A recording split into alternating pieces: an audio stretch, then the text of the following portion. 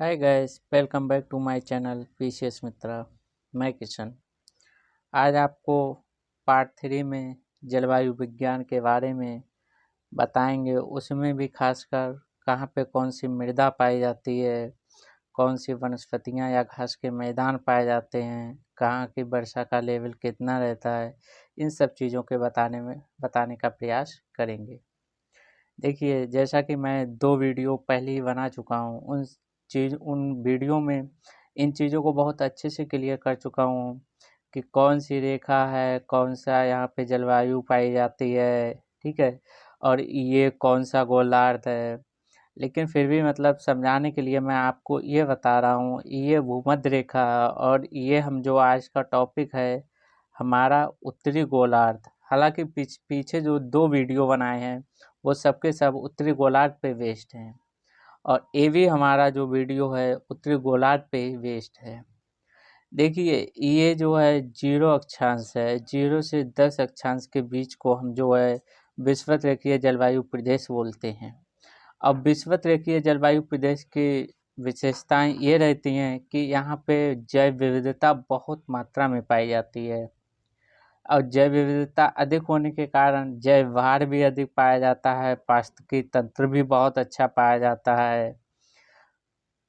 लेकिन यहाँ की कुछ चीज़ें ये होती हैं, जैसे यहाँ पे 0 से 10 जो है विषुवत-रेखीय जलवायु प्रदेश में जो है अर्ध उष्णकटिबंधीय सदाबहार वन पाए जाते हैं। कौन से वन? उष्णकटिबंधीय सदाबहार वन। और जो उष्णकटिबंधीय सदाबहार वन होते हैं उनमें मुख्यतः कुछ वृक्ष बहुत मात्रा में पाए जाते हैं। जैसे तुम्हारा ताड़ हो गया, रबड़ हो गया, बांस हो गया, नारियल हो गया, सिनकोना हो गया, महोगनी हो गई, एवोनी हो गया, रोजवुड हो गया, वेद इत्यादि वृक्ष पाए जाते हैं। अब आपको यहाँ के बारे में जैविकता, जैव भार और पारिस्थितिकी तंत्र समस्त पृथ्वी पर सबसे ज़्यादा भूमध्य रेखीय जलवायु प्रदेश में उष्णकटिबंधीय सदाबहार वृक्ष जो होते हैं या वन होते हैं उन्हीं के अंतर्गत पाया जाता है। लेकिन यहाँ के जो वन होते हैं उनका दोहन बहुत कम हुआ है। दोहन का मतलब है कि उनकी कटाई कम हुई है। इन सब चीज़ों को, जैसे होता नहीं कहीं कहीं के वन है उनका अंधाधुंध कटाई हो रहा है। इन वनों की दोहन कम होने का कारण कौन से ऐसे कारण है जिसकी वजह से इन वृक्षों का, इन वनों का बहुत कम दोहन हुआ है? उनमें मुख्यतः 3-4 कारण मैं बताने का प्रयास कर रहा हूँ। पहला है परिवहन। यहाँ के जो वन होते हैं उनकी सघनता इतनी ज़्यादा होती है कि सघनता के कारण वहाँ का परिवहन नहीं कर पाते हैं। परिवहन का मतलब रोड नहीं बना पा रहे हैं और बहुत ज़्यादा वर्षा होती है, पूरे साल वर्षा हो रही, वर्षा की वजह से परिवहन की जो व्यवस्था है वो एकदम उच्चतम तरीके से नहीं हो पा रही है और उच्चतम तरीके के ना होने की वजह से ये जो वन है इनका दोहन भी बहुत कम मात्रा में हो पा रहा है। दूसरी चीज़, सघनता तो बता ही चुके हैं कि यहाँ के वृक्षों की सघनता बहुत ज़्यादा होती है। तीसरी चीज़ ये होती है, दूसरी सघनता हो गया और तीसरी चीज़ ये होती है यहाँ के जो वन हैं वो एक ही प्रकार के नहीं हैं। एक ही प्रकार के नहीं होने का मतलब ये है कि जहाँ यहाँ पे जैसे मान लिया इतने एरिया में जो है बांस मिल गया, फिर उसके जस्ट नारियल मिल गया और उसके जस्ट अबोनी मिल गया। तो किसी को खनन करना है तो अबोनी यहाँ भी है, बांस यहाँ भी है, यहाँ ज़्यादा मात्रा में है। तो कहाँ पे, अब जैसे बहुत सारे वन हैं, बहुत सारे वृक्ष हैं, तो किसी को बांस का खनन करना है तो वो एक एक करके थोड़ी ना काटेगा कि यहाँ से एक बांस यहाँ काट लिया, फिर आगे रोड में बनाया, परिवहन बनाए, फिर एक बांस का वृक्ष यहाँ मिला, यहाँ काट लिया। और सघनता भी बहुत ज़्यादा है। इन इन इन चीज़ों की वजह से भी ये जो यहाँ के भूमध्य रेखीय वन यानी अर्ध सदाबहार जो सदाबहार वन है उनका जो है दोहन कम मात्रा में हुआ है। चौथा ये रहता है, जैसे आप अफ्रीका महाद्वीप में जाएंगे, अफ्रीका महाद्वीप से 0 रेखा गुजरी हुई है। मतलब अफ्रीका जो महाद्वीप है वहाँ से विषुवत रेखीय जलवायु प्रदेश जो है उसके जितने आसपास के देश देखेंगे वो सब कहीं ना कहीं गरीब मात्रा में है, उनकी गरीबी से प्रचुर मात्रा में है। अब जो देश गरीब है उसके पास उसी प्रकार की टेक्नोलॉजी नहीं है, उसी प्रकार के संसाधन नहीं है, जिसकी वजह से वो कहीं ना कहीं जो ये सदाबहार वन होते हैं इनके दोहन में जो है रुचि यानी अत्यधिक दोहन नहीं कर पा रहा है। उसकी समस्याएं जो हैं वो कहीं ना कहीं अपनी प्राथमिक समस्याओं में लटकी हुई हैं, गरीबी है, भुखमरी है, आवास है, इन सब चीज़ों। अब कोई अपनी इन समस्याओं से गुजर के आएगा, उसके बाद ही वो कहीं दोहन वहन और इन सब चीज़ों के टेक्नोलॉजी के बारे में या संसाधन के बारे में आगे से अच्छे से सोच पाएगा। हालांकि अब जो अफ्रीका के देश हैं वो अपने जो है आर्थिक स्थिति में धीरे धीरे बहुत अच्छे से मजबूत होते आ रहे हैं। कुछ देश हैं जो अभी भी अपनी गरीबी की प्रचुर मात्रा में अपना जीवन यापन कर रहे हैं। अब देखिए जो 0 से 10 जो भूमध्य रेखीय जलवायु प्रदेश था उसमें जो है सदाबहार वन पाए गए, तो उनके दोहन ना होने के कारण ये भी है। हालांकि अब जो है जैसे जैसे टेक्नोलॉजी बढ़ी है, कई चीज़ें मतलब हो गया है, आर्थिक स्थिति भी कई देशों की मजबूत हो चुकी है, उसकी वजह से ये जो दोहन इन वृक्षों का जो दोहन है अब इनकी मात्रा बढ़ने लगी है। अब यहाँ के जो 0 से 10 जलवायु प्रदेश होता है, यहाँ के वनों का जो दोहन है वो धीरे धीरे बहुत ज़्यादा मात्रा में होने लगा है। लेकिन बताने का रीज़न ये था कि अब तक क्यों नहीं हुआ था, अब तक इन 4 कारणों की वजह से सामान्यतः नहीं हुआ था। कारण और भी हो सकते हैं, लेकिन मोटे तौर पर मैंने आपको 4 कारण बता दिए हैं। सघनता हो गया, परिवहन हो गया, एक ही प्रकार के वृक्षों का ना पाया जाना हो गया, फिर गरीब देशों की उपस्थिति। उसके बाद में ये हमारा जो है उष्णकटिबंधीय सदाबहार वन हो गया, और ये हमारा मानसूनी हो गया। यहाँ पे क्या रहते हैं, मानसूनी वन पाया जाए। मानसूनी वन सामान्यतः जो हमारे भारत में पाए जा रहे हैं उन्हीं से रिलेटेड होते हैं। चीन तुल्य भी सामान्यतः जो है उपोष्ण कटिबंधीय मतलब जो वन होते हैं वही पाए जाते हैं। ठीक है। अब जैसे आप यहाँ पे मरुस्थलीय में आएंगे तो मरुस्थलीय जो जलवायु प्रदेश है वहाँ पे क्या है कि मरुस्थलीय वन पाए जाते हैं। मरुस्थलीय वन क्या रहते हैं कि इनकी जड़ें बहुत गहराई तक होती हैं, और जड़ें गहराई तक क्यों होती हैं, क्योंकि इनकी जो लंबाई जो है वृक्षों की जो जड़ें होती हैं वो इसीलिए लंबाई उनमें ज़्यादा पाई जाती है क्योंकि वो पानी की तलाश में बहुत नीचे तक चली जाती हैं। यहाँ के जो वृक्ष होते हैं उनकी जो पत्तियाँ होती हैं थोड़े गुद्देदार की होती हैं, जिससे वो बाष्पोत्सर्जन की क्रिया ज़्यादा ना हो सके। ठीक है।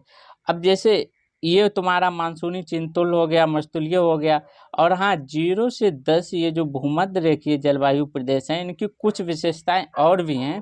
जैसे ये जो वन होते हैं इनमें सघनता बहुत ज़्यादा पाई जाती है, और सघनता के साथ साथ इनकी लंबाई भी बहुत ज़्यादा पाई जाती है। लंबाई होने का कारण क्या है कि वृक्षों की सघनता बहुत है और सूर्य का प्रकाश नीचे तक ना पहुँच पाता है, तो सूर्य की प्रकाश के कारण यहाँ के जो वन होते हैं वो लंबाई में बढ़ते चले जाते हैं। अब जब ये लंबाई में बढ़ते चले जाते हैं तो क्या होता है कि जो ऊपर से अगर इनको देखा जाएगा तो इनको देखने पर फ्रॉस्ट क्राउन जैसी आकृति बनती है। फ्रॉस्ट क्राउन का मतलब है कि पत्तियां एक दूसरे से एकदम जुड़ी हुई, और जब पत्तियां एक दूसरे से जुड़ी हुई होती हैं तो क्या होता है कि जब ये बरसात होती है तो बरसात जो है जो बरसात होती है, बरसात में जो वर्षा की बूंदें होती हैं वो डायरेक्ट यहाँ पे ज़मीन पर यानी पृथ्वी पर नहीं पहुँचती हैं। अब जब पृथ्वी पर नहीं पहुँचती हैं तो क्या होता है, जैसे ये दो वृक्ष हैं इनकी ये पत्तियाँ हो गई, अब ये आपस में जुड़ गए हैं, तो यहाँ जो वर्षा की बूंदें गिर रही हैं वो पृथ्वी पे नहीं जा रही हैं, यहाँ पे अटक रही हैं। तो क्या होता है कि कहीं पे जब पानी की मात्रा ज़्यादा हो गई तो एकदम तिरछा कुछ बन गया, और तिरछा बन गया तो वहीं से एकदम धार मतलब धारा प्रवाह करते हुए एकदम धरती पे गिरने लगता है। इसी स्थिति को जो है एरियल ड्राफ्ट या हवाई सरता कहते हैं। अब कहने का तात्पर्य ये है कि क्वेश्चन अगर आ जाए कि कहाँ के वृक्षों में, कहाँ के वनों में फॉरेस्ट क्राउन की आकृति पाई जाती है, या हवाई सरता जो है कौन से वृक्ष बनाते हैं, तो कौन से वृक्ष बनाते हैं, उष्णकटिबंधीय सदाबहार वन क्यों बनाते हैं वो भी रीजन हमने आपको बता दिया है। अब ये हम अगले टॉपिक पे चल रहे हैं। देखिए ये उष्णकटिबंधीय हो गया, मानसूनी हो गया, चिंतुल्य हो गया, मरुस्थलीय हो गया, भूमध्य सागरीय पे आ रहे हैं।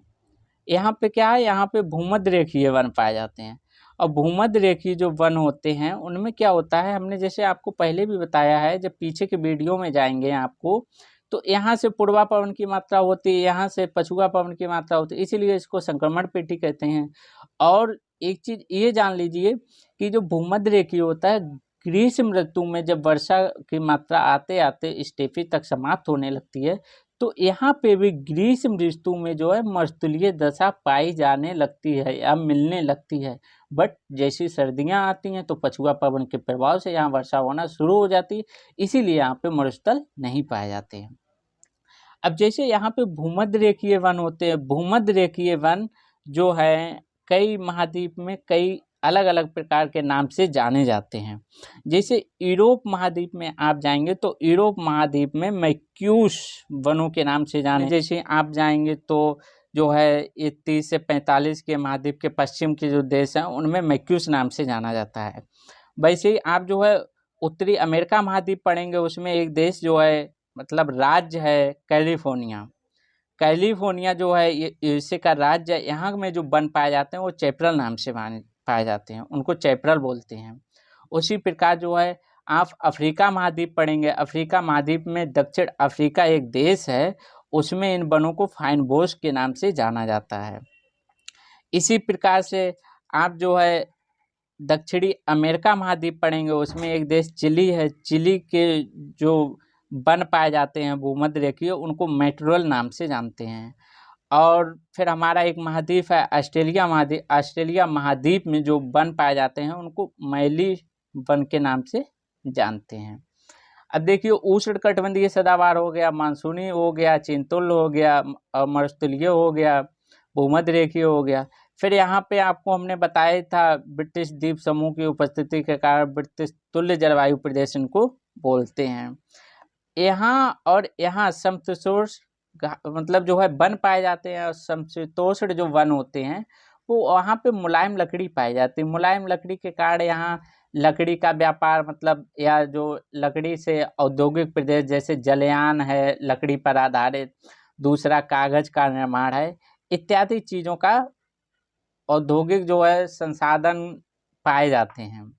उसके बाद में आप टुंड्रा में चले जाएंगे, टुंड्रा में क्या आपको बताए हैं मास काई लाइकेन ये जो है पाए जाते हैं, वृक्ष के ही नाम हैं। और उसके बाद में यहाँ क्या रहता है कि 60 से ऊपर हमेशा बर्फ़ रहती है, और बर्फ़ की मात्रा होने के कारण यहाँ जो है पूरे में बर्फ़ होती है, इसीलिए इसको डिफाइन नहीं किया था। ये सब पीछे के वीडियो में हम आपको बता चुके हैं। अब जैसे जो ब्रिटिश तुल्य जलवायु प्रदेश है इसकी विशेषता हमने आपको बताई है कि विषुवत रेखीय जलवायु प्रदेश के बाद सबसे ज़्यादा वर्षा वाले दिनों की संख्या जो है ब्रिटिश तुल्य जलवायु प्रदेश में पाई जाती है।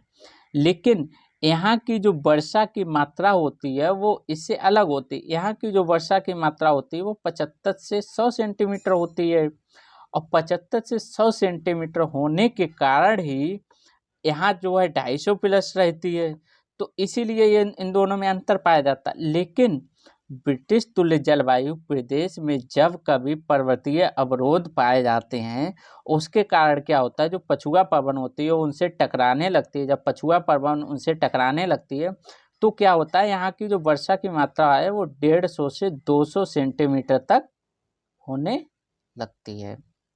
ठीक है, अब देखिए ब्रिटिश तुल्य हो गया हमारा, भूमध्य हो गया, मरुस्थलीय, उष्णकटिबंधीय, मानसूनी, चिंतुल, इधर जो है तुम्हारा लारेंसियन हो जाएगा, ये साइबेरियन हो गया, यहाँ टुंड्रा वन पाए जाते हैं, शंकुधारी वन पाए जाते हैं। अब हम आते हैं सवाना या सूडान पे। यहाँ हमने आपको बताया ही था कि यहाँ पे जो है उष्ण कटिबंधीय जो है घास के मैदान पाए जाते हैं। लेकिन क्या होता है कि उष्ण कटिबंधीय सदाबहार की निकटता के कारण यहाँ घास के बीच बीच में वनों की भी मात्रा पाई जाती, इसीलिए ये इकोटोन एरिया बोला जाता है। इकोटोन एरिया ये होता है कि जो मतलब दो जो जलवायु प्रदेश होते हैं उनके वनों की विशेषताएं जहाँ पे ओवरलैप करती हैं वो इकोटोन एरिया बोला जाता है। उसके बाद में अब हम पहुँच रहे हैं नेक्स्ट जलवायु प्रदेश पे। 30 से 45 महाद्वीप के बीच में स्टेपी जलवायु प्रदेश पाया जाता है, और स्टेपी जलवायु प्रदेश में हम बता ही चुके हैं यहाँ जो है समशीतोष्ण घास के मैदान पाए जाते हैं। और समशीतोष्ण जो घास के मैदान होते हैं वो बहुत मुलायम होते हैं, जिसकी वजह से यहाँ पशुओं का पालन किया जाता है। पशुओं को खाने में बहुत अच्छा लगता है। जब पशुओं का पालन किया जाता है उसकी वजह से वहाँ फिर मांस उत्पादन भी बहुत ज़्यादा हो जाता है, और यहीं पे गेहूं का उत्पादन भी बहुत ज़्यादा होता है, जिसकी वजह से हम पहले वीडियो में बताए हैं कि इसको विश्व की टोकरी, गेहूं की टोकरी भी बोला जाता है। लेकिन ये जो घास के मैदान में होते हैं ये अलग अलग महाद्वीप में अलग अलग नाम से जाने जाते हैं। तो देखिए, जैसे आप अर्जेंटीना में जाएंगे, अर्जेंटीना जो है दक्षिण अमेरिका जो है, दक्षिण अमेरिका महाद्वीप, उसका एक देश अर्जेंटीना है। अर्जेंटीना में इन घास के मैदानों को पंपास बोला जाता है। और जैसे उत्तरी अमेरिका महाद्वीप में जाएंगे तो यूएसए कनाडा 49 रेखा दोनों को काटती है। आगे के हम वीडियो में सब बताएंगे। तो ओवरलैप वो करते हैं, इसीलिए यहाँ के जो ये स्टेपी जलवायु प्रदेश में जो समशीतोष्ण वन पाए जाते, घास के मैदान पाए जाते हैं, उनको प्रेरीज बोला जाता है। यूएसए कनाडा में प्रेरीज बोला जाता है।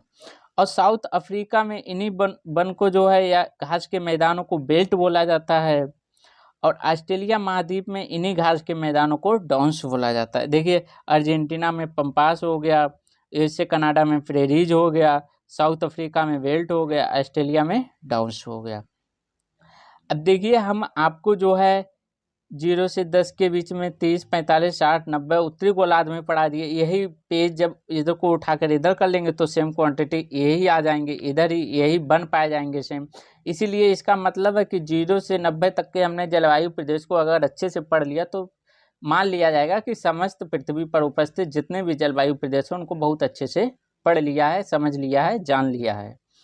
अब बात जब मृदा की आती है कि कहाँ पे कौन सी मृदा पाई जाती है, तो ये जो प्रदेश होता है यहाँ लेटेराइट मृदा पाई जाती है। कौन सी मृदा? लेटेराइट। यहाँ भी मानसूनी में भी लेटेराइट मृदा पाई जाती है। अब आप कह रहे होंगे भारत में तो क्या टोटल मानसूनी है इसीलिए लेटेराइट? ऐसा नहीं है, भारत को भी अलग अलग मृदा के क्षेत्रों में बांटा गया है। राजस्थान है, वांगर है, बलुई है, दोमट है, लाल मृदा, इन सब चीज़ों में बांटा गया है। हालांकि मानसूनी की जब बात कर रहे हैं, क्योंकि ये पूरे पृथ्वी की बात चल रही है, मानसूनी पूरी पृथ्वी पे कहीं ना कहीं किन्हीं देशों में पाया जाता होगा, इसी वजह से हर महाद्वीप में अलग अलग नाम से भी जाना जाएगा। इसीलिए यहाँ जो मृदा पाई जाती है वो लेटेराइट मृदा पाई जाती है। यहाँ की जो मृदा होती है उसको बोलते हैं हम लोग चेस्टनट, चेस्टनट मृदा। और यहाँ की जो मृदा होती है वो मरुस्थलीय है, तो मरुस्थलीय मृदा हो गया। फिर इसके बाद में ये जो भूमध्य रेखीय है यहाँ पे क्या होगा, यहाँ पे टेरा रोजा मृदा पाई जाती है। और यहाँ पे जो है ये मृदा जो है ग्रे ब्राउन पोर्टजोल, और ये इसका भी नाम जो होता है ग्रे ब्राउन पोर्टजोल। ठीक है, ये जो मृदा होती है इसका नाम होता है चेरनोजेम, चेरनोजेम मृदा। अब आपकी ये मृदा बची है तो इसका नाम होता है पोर्टजोल। अब आप इन सबको याद कैसे करेंगे? देखिए, उष्णकटिबंधीय मानसूनी इन दोनों को लेटेराइट में डाल दिया, और फिर उसके बाद में ये टुंड्रा जो बन पाए जाते हैं जिनको हम साइबेरियन बोलते हैं, पोर्टजोल याद कीजिए आप पहले। जैसे आप पोर्टजोल याद कर लेंगे तो इसमें भी पोर्टजोल है, इसमें भी पोर्टजोल है, और यहाँ जो है रेड येलो पोर्टजोल है। तो पोर्टजोल तो कॉमन करना होगा। उसके बाद में अगर आपने ग्रे ब्राउन ब्रिटिश तुल को याद कर लिया तो ये वाली भी याद हो गई, सेम पाई जाती है। ठीक है, और चेरनोजम चेस्टनट ये दोनों अलग रहती हैं, इन दोनों को अलग करना है। तो आप कैसे याद करेंगे कि सीधा जो है इसको बना लिया और ये 10 हो गया,